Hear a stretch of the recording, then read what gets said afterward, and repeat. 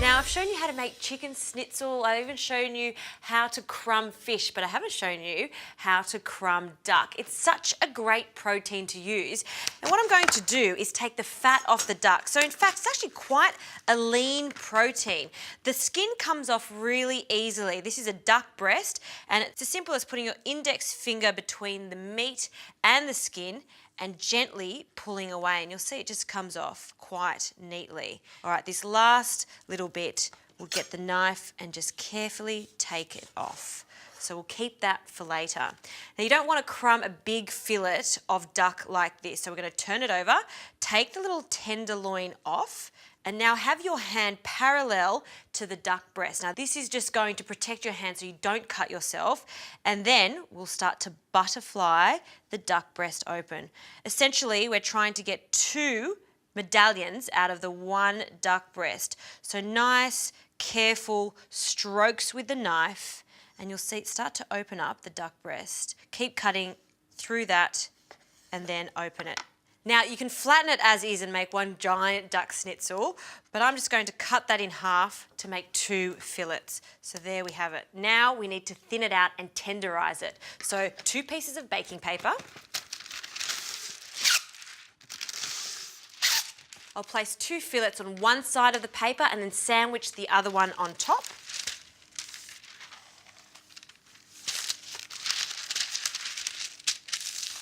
And now using a meat mallet, gently press down on it and flatten it until it's really nice and even.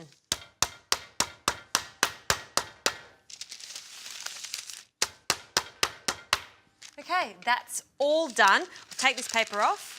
You can see that we've increased the surface area and now it's so thin, so when you crunch into this, you're gonna get a lot of crumb and a beautiful tender piece of meat.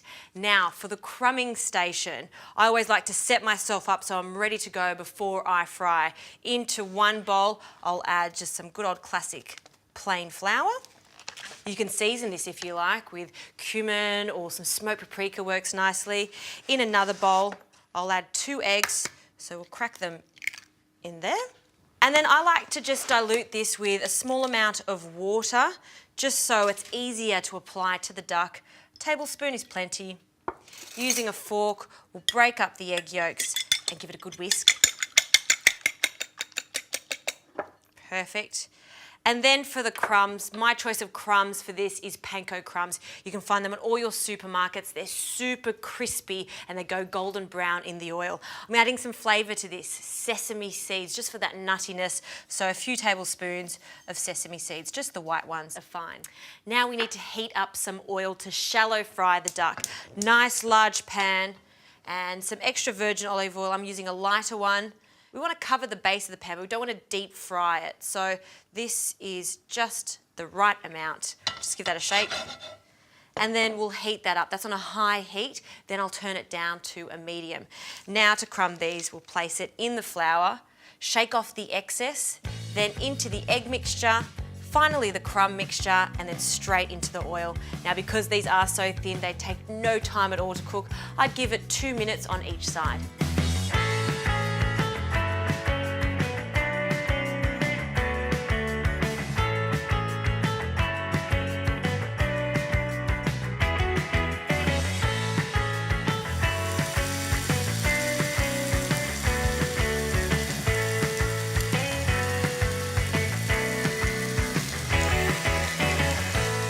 Look how crispy this duck is. And I love the little speckles of sesame seed that we can see. Now drain it off the oil, and I'm just placing this on a rack because I want to keep it crispy on the top and the bottom. This just allows the air to circulate 360 degrees. So if it's not touching the bottom, then it'll be crispy everywhere. All right, for a quick salad to serve with this, because the duck is rich, I want something quite crisp and light. So I'm using some cabbage, just a good old classic white cabbage. I'll make a quick vinaigrette.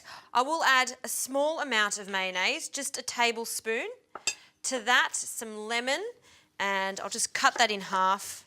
A good squeeze of lemon straight into the bowl. And to bring out that sesame seed flavour again, sesame oil, a few drops of that, and some saltiness. So soy, light soy, about a tablespoon.